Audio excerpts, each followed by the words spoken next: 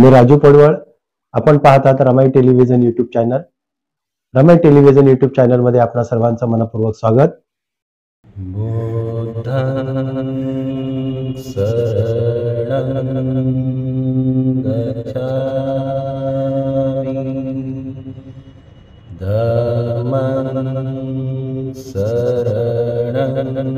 संघं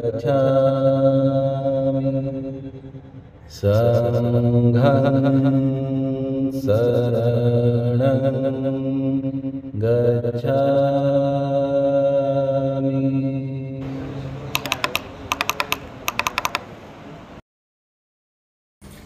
जय भीम. आपण पाहतात Ramai television YouTube channel. Ramai television YouTube channel मध्ये आपणा सर्वांचं मनपूर्वक स्वागत. सध्या देशभर आणि साऱ्या जगामध्ये बौद्ध जनतेची विरासत असलेले बोधगया महाविहार आंदोलन सुरू आहे. हे आंदोलन पूजनीय भिक्खू संघाच्या वतीनं तिथं सुरू आहे.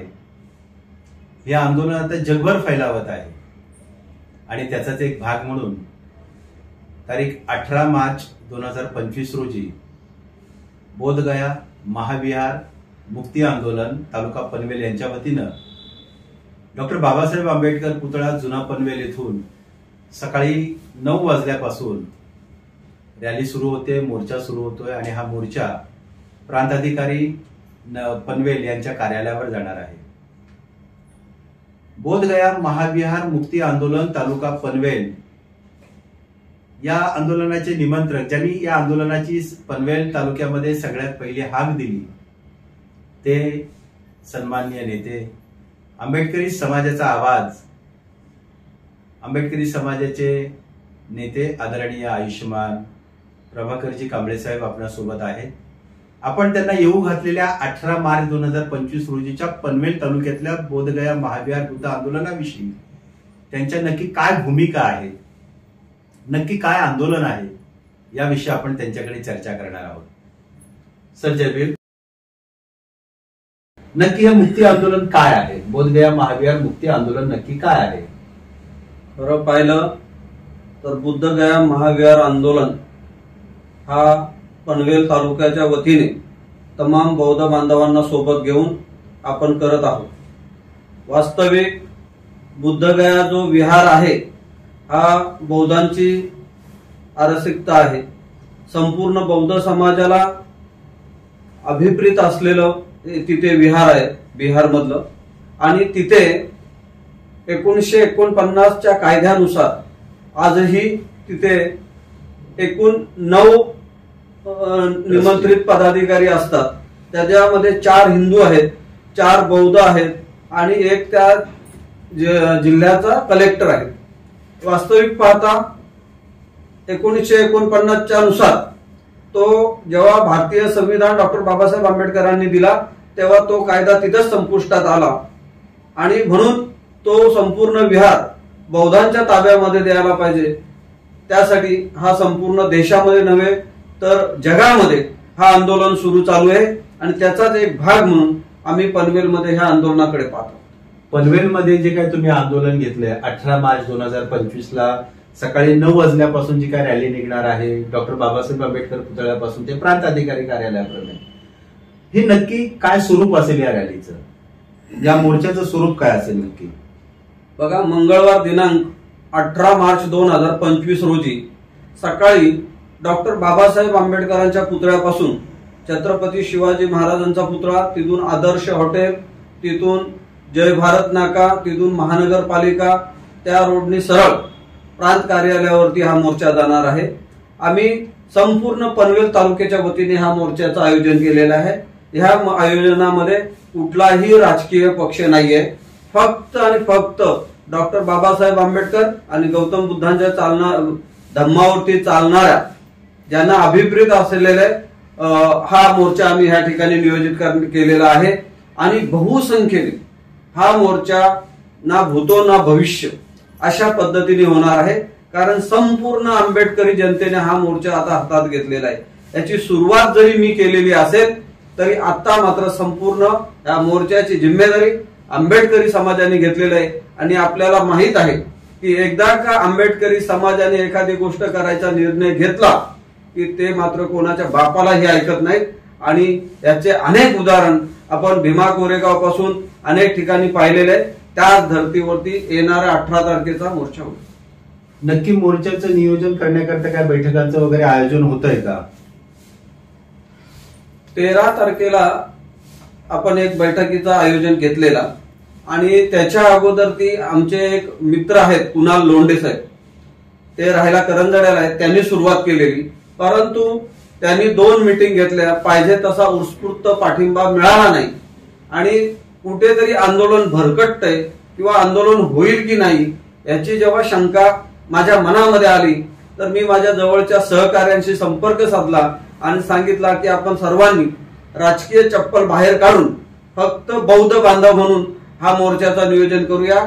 आणि खरोखर मी एक डॉक्टर बाबासाहेब आंबेडकर भवन जो महानगरपालिकेचा पनवेल बस स्टँडच्या समोर आहे तिथे एक मी मीटिंग बोलवली आणि त्या मीटिंग मध्ये एक 80 ते 100 लोक आले आणि तिथून जी काय सुरुवात झाली ते आज तुम्ही पाहाल तर साधारणतः एक 900 लोकांचे नुसता व्हॉट्सअप ग्रुप वरती झालेले आहेत आणि अजून अनेक लोक त्या व्हॉट्सअप ग्रुपला जॉईंट होण्यासाठी संपर्कामध्ये आहेत. त्याच्यामुळे हा आंदोलन मोठ्या प्रमाणात होईल आणि खरोखर मला विश्वास आहे माझ्या आंबेडकरी जनतेवरती की हा मोर्चा ना भूतो न भविष्य ह्या पद्धतीने. नक्की 18 तारखेला जो मोर्चा आपण ऑर्गनाईज करत आहात आपलं सगळ्या समाजाच्या वतीनं, आंबेडकरी अनुयायी, बौद्ध जनता या सगळ्यांच्या वतीनं, यामध्ये तरुणाईचा नक्की काय सहभाग आणि किती सहभाग आहे? खरं पाहता तरुणांनी तर सुरुवात अतिशय चांगली केलेली आहे. आपल्याला माहिती आहे की आंबेडकरी समाज अगदी हाताच्या बोटावरती सक्षम झालेला आपल्याला पाहायला मिळेल. आणि आज जर या देशामधली सिच्युएशन पाहिली तर सध्या बेकारींनी खूप मोठं डोकं वरती काढलेलं आहे. सरकारी नोकऱ्या आता राहिलेल्या नाहीत. अशा परिस्थितीमध्ये सुद्धा जेव्हा बाबासाहेबांचा आणि तथागत भगवान बुद्धांच्या विहाराचा जेव्हा विषय येतो तेव्हा जी आंबेडकरी जनता आहे, जे आंबेडकरी तरुण आहेत, त्यांनी कालच भीम प्रेरणा सांस्कृतिक केंद्र नवीन पनवेल या ठिकाणी एक सभा घेतली, मीटिंग घेतली आणि कामोट्यामध्ये सुद्धा एक मीटिंग घेतली आणि दोन्ही मीटिंग मध्ये फक्त तरुणांचाच भाग होता आणि त्यांनी सुद्धा अगदी तन मन आणि धन अशा प्रकारे मोर्चाला सहकार्य करायचं ठरवलंय. आणि तरुणाई तर असेलच असेल, पण जे वयोवृद्ध आहेत, ज्यांनी बाबासाहेबांच्या सुरुवातीचा काळ पाहिलेला आहे, असे 70च्या घरातले, अगदी वयाच्या 80-85च्या घरातले सुद्धा आंबेडकरी अनुयायी ह्या मोर्चामध्ये सहभागी होणार आहेत असे आम्हाला फोन येत आहेत, व्हॉट्सअप मेसेज येत आहेत. आणि म्हणून आम्ही सांगतो की तरुणाई आणि वयोवृद्ध आणि म्हणजे सर्व प्रकारचे, अगदी महिला भगिनी सुद्धा, काल मी पंचशील नगर मध्ये गेले असताना पंचशील नगर मधून सुद्धा अतिशय चांगला उत्स्फूर्त पाठिंबा मिळाला. सांगण्याचा तात्पर्य असं की जेव्हा पंचशील नगर मध्ये गेलो तेव्हा मला असं वाटायला लागलं की डॉक्टर बाबासाहेब आंबेडकर बोललेले की मला शिकलेल्या सवरलेल्या लोकांनीच धोका दिला. आणि ज्यावेळी मी तिथे नुसतं सांगितलं का आपल्याला बुद्ध विहारासाठी आंदोलन करायचं आहे तर पंचशील नगर मधून अनेक महिला भगिनी, अनेक पुरुषांनी सांगितलं की जरी आमचं हातावरचं पोट असेल तरी आम्ही बाबासाहेबांसाठी आणि गौतम बुद्धांसाठी मंगळवारी आम्ही कामाला न जाता आम्ही सर्वच्या सर्व अख्खी झोपडपट्टीच्या झोपडपट्टी म्हणल्या आम्ही डॉक्टर बाबासाहेब आंबेडकरांच्या त्या पुतळ्यापाशी येऊ आणि मोर्चाला मजबूत साथ देऊ असं त्या ठिकाणी त्यांनी आम्हाला. आपण प्रांत अधिकारी कार्यालयावर गेल्यावर काही निवेदन वगैरे देणार आहात सह्यांचं त्यांना? हो, प्रांत कार्यालयावरती गेल्यानंतर आपण ती प्रांत अधिकाऱ्यांना निवेदन देणार आहोत आणि तिथं एक मोजके 2-3 लोक बोलतील आणि निवेदन दिल्यानंतर सभा संपेल असं नियोजन केलेलं आहे. बोधगया महाविहार मुक्ती आंदोलन पूजनीय भिकूंच्या नेतृत्वात सुरू झालं. भारत देशातल्या बोधगया बुद्धविहाराच्या ठिकाणी बिहारमध्ये आज ते आंदोलन जगभर फैलावत आहे. जगात म्हणजे जे जे बौद्ध राष्ट्र आहेत, जपान आहे, श्रीलंका आहे, कंबोडिया आहे, सिंगापूर आहे, थायलंड आहे, अशा राष्ट्रातून आणि भारत देशातून पूजनीय भिकू संघ तिथे तिथे येतोय बोधगयाच्या ठिकाणी आणि ह्या आंदोलनाला व्यापक स्वरूप मिळत आहे. त्या आंदोलनाचा एक भाग आपण बनत आहात. समजा उद्या राज्य सरकार बिहारनं बीटी टेम्पल ऍक्ट 1949 रद्द केला आणि ते विहार तुमच्या ताब्यात दिलं, किंवा जर असं शासनाने ठरवलं की बौद्धांच्या बुद्ध विहारावर जशी हिंदूंची संख्या 4 लोकांची आहे त्या ट्रस्टीवर, तशी बौद्धांची हिंदू समाजाची जी काय ब्राह्मणी समाजाची मंदिरं आहेत त्या मंदिरावरही बौद्धांचे प्रतिनिधी घ्यावेत, आणि तशा पद्धतीने जर हा तिढा सोडला आणि ते पूर्णतः आंदोलन मुक्त विहार मुक्त केलं गेलं नाही, तर त्यावर तुम्हाला काय वाटतं एक नेते म्हणून आंबेडकरी समाजाचे? अगदी प्रामाणिकपणे सांगायचं तर आम्हाला पूर्णपणे बुद्धगया महाविहार हा पूर्णपणे बौद्धांच्या ताब्यात पाहिजे. तुम्हाला आवर्जून या ठिकाणी एक सांगू इच्छितो की डॉक्टर बाबासाहेब आंबेडकरांच्या पत्नी रमाई त्या एक वेळा आजारी पडलेल्या, आणि त्यांनी डॉक्टर बाबासाहेबांकडे हट्ट केला की मला पंढरपूरच्या पांडुरंगाला भेटायला जायचं आहे. तर त्यावेळी डॉक्टर बाबासाहेब आंबेडकर सांगतात की अगं रमा, आपल्याला पंढरीच्या पांडुरंगाकडे जायला तो दर्शन आपल्याला देणार नाही, तर आपण आपल्यासाठी नवीन पंढरी तयार करू. आणि म्हणून सांगतो की आम्हाला हिंदूंच्या कुठल्याही मंदिरावरती ट्रस्टी नको आहे. आम्हाला आमचा बुद्धगया विहार हा पूर्णपणे बौद्धांचा स्वतंत्र हवा आहे, आणि त्याच्यावरचे ट्रस्टी हे बौद्धच हवेत. आम्हाला मंदिरावर जरी त्यांनी संधी दिली तरी आम्हाला ती नको आहे.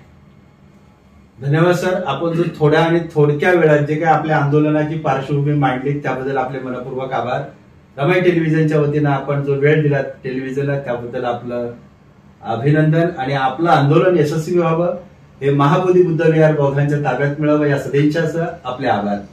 पनवेल तालुक्यातील आंबेडकरी चळवळीतील अतिशय नावाजलेलं जानेमाने व्यक्तिमत्व कांबळे साहेबांनी स्पष्टपणे सांगितलं की आम्हाला कोणत्याही हिंदू किंवा इतर देवदेवतांच्या कोणत्याही मंदिरावर कुठल्याही प्रकारचं ट्रस्टी म्हणून जायचं नाही.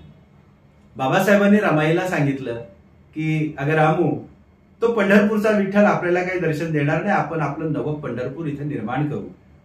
बाबासाहेबांनी रमाईच्या त्यागातून या देशामध्ये आंबेडकरी समाजाचं बाबासाहेबांनी नवं पंढरपूर निर्माण केलं, आणि ते पंढरपूर आज सारं विश्व बघतंय, सारं जग पाहतंय. त्याग आणि समर्पण काय असतं ते. त्याग आणि समर्पणाच्या माध्यमातली ही चळवळ, बोधगया मुक्ती आंदोलनाची ही चळवळ व्यापक होईल, आणि बोधगया बुद्ध विहार हे ब्राह्मणी कब्जातून मुक्त होईल ही अपेक्षा व्यक्त करूया. आदरणीय कांबळे साहेबांनी, प्रभाकर शाबा कांबळे साहेबांनी आयोजित केलेल्या या आंदोलनाला आपण सदिच्छा देऊया. एवढं बोलून इथं थांबतो. धन्यवाद. जय भीम. नमो बुद्धाय. जय भीम. आणि आपल्या या रमाई YouTube चॅनलच्या वतीने तमाम बौद्ध बांधवांना विनंती करतो की 18 मार्च 2025 रोजीचा जो मोर्चा आहे त्या मोर्चाला आपण तन मन धन सहकुटुंब परिवार यावात, आणि बौद्धांची ताकद काय आहे ही ह्या शासनाला दाखवून द्यावी, जेणेकरून आपला विहार हा आपलाच असेल आणि ते सरकारला करण्यासाठी आपण भाग पाडूया. यासाठी आपण सगळ्यांनी बहुसंख्येने उपस्थित राहा, हजारोच्या संख्येने उपस्थित राहा अशी आपल्याला सर्वांना विनंती करतो. जय भीम, जय भारत. जय भीम.